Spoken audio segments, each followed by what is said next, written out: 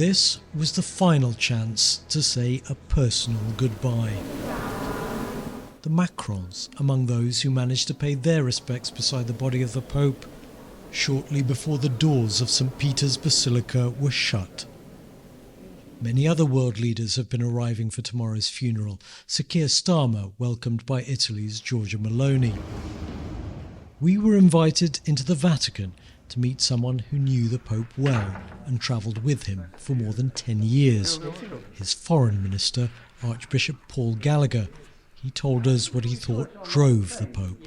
He was very aware that we live in a world which the vast majority of people are powerless, that they do not have their destiny in their hands. And I think he felt that he could contribute something to that and help make things better, a little bit better for them.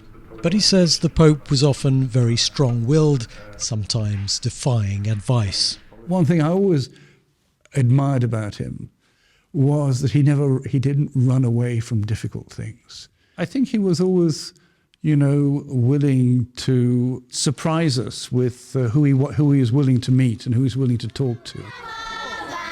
He particularly remembers a trip to the Central African Republic at a difficult time when everyone had told the Pope it was too dangerous to go. People were expressing reservations and that. And he just sort of said, well, I'm going, if nobody wants to come, fine.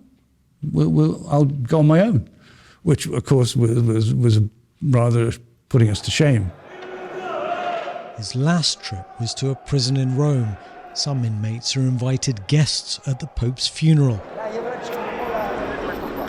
After the funeral, the body of Pope Francis will be brought here for burial inside the Basilica Santa Maria Maggiore, and we're expecting thousands of people to line the 20-minute route to get here. And then the Vatican says he'll be welcomed for the final time on the steps of the Basilica by a group of what it describes as the poor and needy.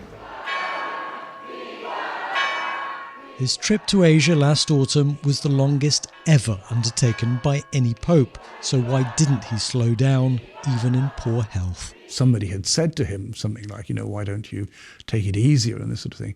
And he said, no, towards the end, you have to push more.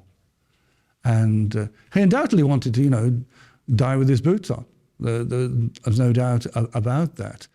Tonight, in a ceremony behind closed doors, the Pope's coffin was shut and sealed, ready for his final farewell in the morning. Alim Makboul, BBC News at the Vatican.